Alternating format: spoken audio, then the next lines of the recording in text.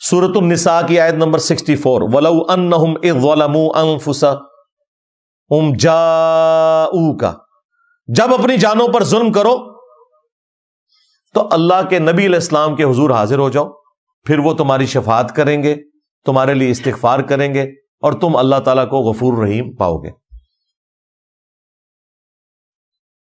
وہ کہتے ہیں جی اس کے تحت تو آج بھی قبر رسول کے اوپر آپ جا کے دعا کروا سکتے ہیں۔ جی ابن کثیر نے لکھا، ابن کثیر نے ایک بے سند کسی عرابی کا واقعہ لکھ دیا، وہ یہ اٹھائے پھرتے ہیں۔ سند کے ساتھ بھی المصنف ابن ابی شیبہ میں موجود ہے کہ حضرت عمر کے دور میں جب قحط سالی ہو گئی تو ان کے جو فائنانس منسٹر تھے مالک الدار، وہ کہتے ہیں کہ جی ایک عرابی آیا حضور کی قبر پہ، کہا کہ جی قحط سالی ہے یا رسول اللہ امت کے لیے دعا کریں۔ تو نبی علیہ السلام کی خواب میں زیارت ہوئی، کہا عمر کو میرا سلام کہنا اور کہنا کہ نرمی کرے، عنقریب بارش ہوگی۔ بھئی اس روایت میں آمش مدلس ہے، ان سے روایت کر رہا ہے اور سما کی تصریح کوئی نہیں ہے۔ اور امام مسلم سے میں نے گن پوائنٹ پہ نہیں لکھوایا، صحیح مسلم میں انہوں نے صحیح مسلم کے سٹارٹ میں مقدمے میں لکھا ہے کہ یہ ایگریڈ اپون مسئلہ ہے کہ مدلس کی عن والی روایت سما کی تصریح کے بغیر ضعیف تصور کی جائے گی جب تک کہ وہ راوی یہ بتا نہ دے کہ اس نے کس سے یہ روایت سنی ہے۔ تو یہ تو روایت ہے فارغ۔ دوسری طرف بخاری میں جو حضرت عمر عقیدہ بتا رہے ہیں وہ یہ ماننے کے لیے تیار ہی نہیں۔ انا کنا نتوسل الیک بنبینا صلی اللہ علیہ وآلہ وسلم۔ جی ساڑیاں دیساں بھی آئے نا گواچ گیا نے، امام بخاری نے جان بوجھ کے کٹ دیتی ہیں تاکہ انجینئر صاحب بعض ساڑا مذاق اڑان۔ اللہ کے بندو، قرآن و سنت کی تعلیمات بالکل واضح ہیں، اب تم نے نہیں ماننا تو تمہاری اپنی مرضی ہے۔ قرآن و سنت کی تعلیمات یہ ہیں جو میں آپ کو بتا رہا ہوں۔ حضرت عمر نے امت کو عقیدہ بتا دیا کہ رسول اللہ کی وفات کے بعد آپ ان کی قبر پہ جا کے ان سے مانگ نہیں سکتے۔ حضرت عمر کو کیا شفاعت رسول کا نہیں پتا تھا؟ حضرت عمر کو یہ نہیں پتا تھا کہ نبی علیہ السلام کی دعا کی برکت سے تھوڑا پانی کفایت کر جاتا ہے زیادہ لوگوں کے لیے؟ سب کچھ پتا تھا، لیکن انہیں یہ پتا تھا کہ اگر یہ عقیدہ میں نے منسوب کیا تو یہ تو نبی علیہ السلام نے تعلیم ہی نہیں فرمایا۔ قیامت والے دن نبی صلی اللہ علیہ وآلہ وسلم کی بارگاہ میں مجرم بن جاؤں گا۔ تو ہمارا عقیدہ وہ ہے جو امیر المومنین کا عقیدہ ہے، سیدنا عمر کا رضی اللہ تعالیٰ عنہ علیہ السلام۔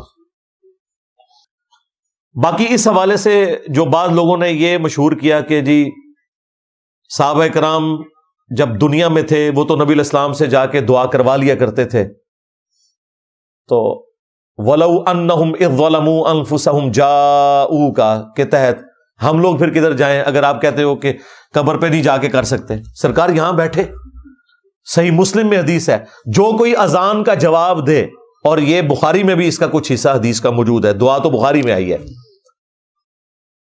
اذان کا جواب دے یعنی مؤذن والے کلمات کو ریپیٹ کرے، اس کے بعد مجھ پر درود شریف پڑھے اور پھر الوسیلہ والی دعا مانگے، جو جنت میں ایک مقام ہے اللہ تعالیٰ نے مجھے عطا فرمانا ہے، وہ جنت کا مقام بھی ہے اور مقام شفاعت بھی ہے۔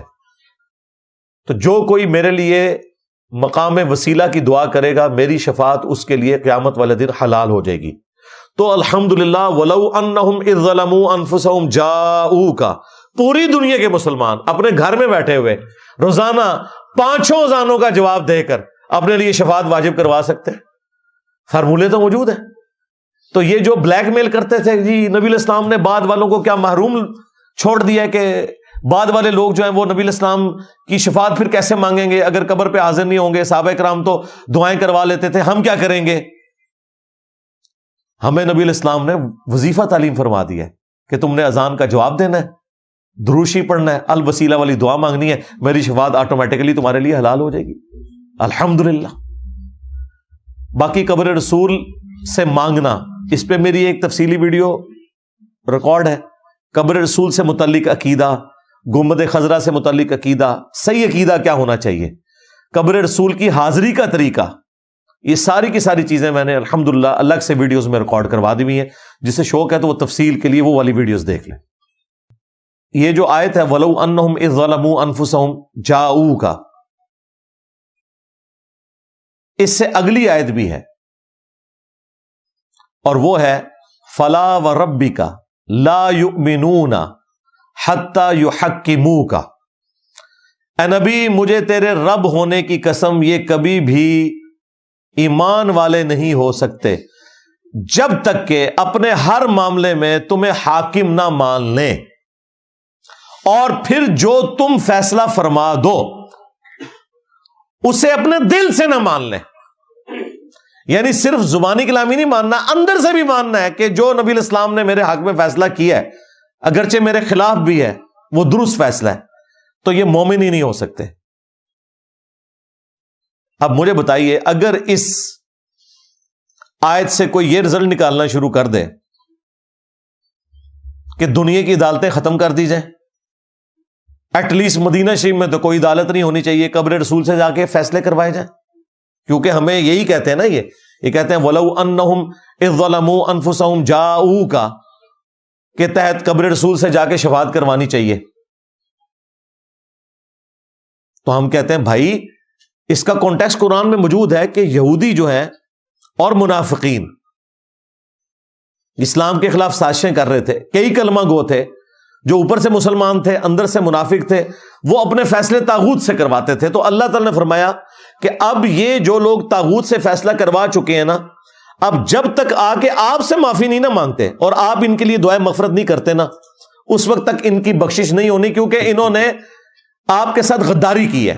یہ بات ہو رہی تھی، اس میں قبر رسول کہاں سے آ گئی؟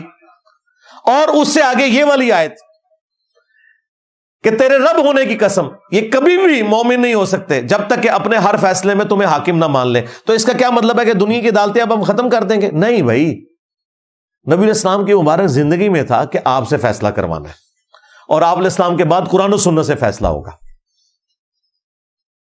ورنہ سب سے پہلا اختلاف تو نبی علیہ السلام کی وفات کے بعد جو ہوا وہ سقیفہ بنی ساعدہ والا ہے. تو کیا حضرت ابوبکر اور حضرت علی نے خلافت کا فیصلہ قبر رسول سے کروایا جا کے؟ 6 مہینے تک ناراض رہے ہیں حضرت علی، بعد میں بیعت کر لی. کسی کو یہ وام بھی نہیں آیا کہ بھئی قرآن میں لکھا ہوا ہے وَلَوْ أَنَّهُمْ إِذْ ظَلَمُوا أَنفُسَهُمْ جَاءُوكَ، یا لکھا ہوا ہے قرآن کے اندر کہ فَلَا وَرَبِّكَ لَا يُؤْمِنُونَ حَتَّى يُحَكِّمُوكَ، تو رسول اللہ سے جا کے فیصلہ کروا لیتے. انہیں پتا تھا کہ نبی الاسلام کی وفات کے بعد اب قبر رسول سے جا کے نہ ہم مانگ سکتے ہیں نہ آپ سے کوئی بات کر سکتے ہیں. بعد میں جنگ جمل کے لیے جب سیدہ عائشہ اسی حجرے سے نکل کے گئی ہیں تو نبی الاسلام نے تو قبر مبارک سے ہاتھ نہیں باہر نکالا. جنگ صفین کے موقع کے اوپر تحکیم کا مسئلہ ہوا ہے، کسی نے قبر رسول سے آ کے فیصلہ نہیں کروایا. اگر آپ سمجھتے ہیں کہ اس طرح آیات کو جنرلائز کرنا ہے، بعض آیات جنرلائز بھی ہیں لیکن بعض اسپیسیفک ہیں. آج کی ڈیٹ میں انہیں جنرلائز کرنا ہے تو قرآن و سنت کی روشنی میں فیصلہ کرنا ہوگا، نہ کہ قبر رسول پہ جا کے فیصلہ کروانا ہوگا. ہاں آج رسول اللہ دنیا میں موجود ہوں، ہم اپنا چھوٹے سے چھوٹا مسئلہ، بڑے سے بڑا مسئلہ ڈائریکٹ رسول اللہ کے سامنے جا کے رکھیں گے، بالکل رکھیں گے. صحیح بخاری اور صحیح مسلم دونوں کے اندر حدیث موجود ہے. حضرت ابو ہریرہ کہتے ہیں کہ میں نبی صلی اللہ علیہ وآلہ وسلم سے جو سنتا تھا بھول جاتا تھا. میں نے آپ سے شکایت کی تو نبی صلی اللہ علیہ وآلہ وسلم نے فرمایا کون ہے جو آگے بڑھے اور میں اس کے لیے دعا کروں اور وہ کبھی نہ بھولے؟ تو کہتے ہیں سب سے پہلے میں آگے بڑھا، حضور نے کہا اپنی چادر ادھر کر، اور آپ نے یوں کر کے چادر میں رکھا اور کہا اسے اپنے سینے سے لگا لے. کہتے ہیں اللہ کی قسم اس کے بعد میں کوئی حدیث نہیں بھولا. میں علماء عرب اور وہابی علماء کی اس تقسیم کو نہیں مانتا جو وہ کہتے ہیں ما فوق الاسباب اور ما تحت الاسباب. میں کہتا ہوں کہ اللہ کے نبی علیہ السلام ما فوق الاسباب چیزیں بھی اللہ کے اذن سے دے سکتے ہیں جب دنیا میں موجود تھے. اب حافظہ کسی کو دینا یہ اسباب میں تو داخل نہیں ہے یار. حافظہ جو ہے یہ اسباب کی چیز نہیں، اسباب کی چیزیں تو اور ہیں. معجزہ ظاہر ہوا.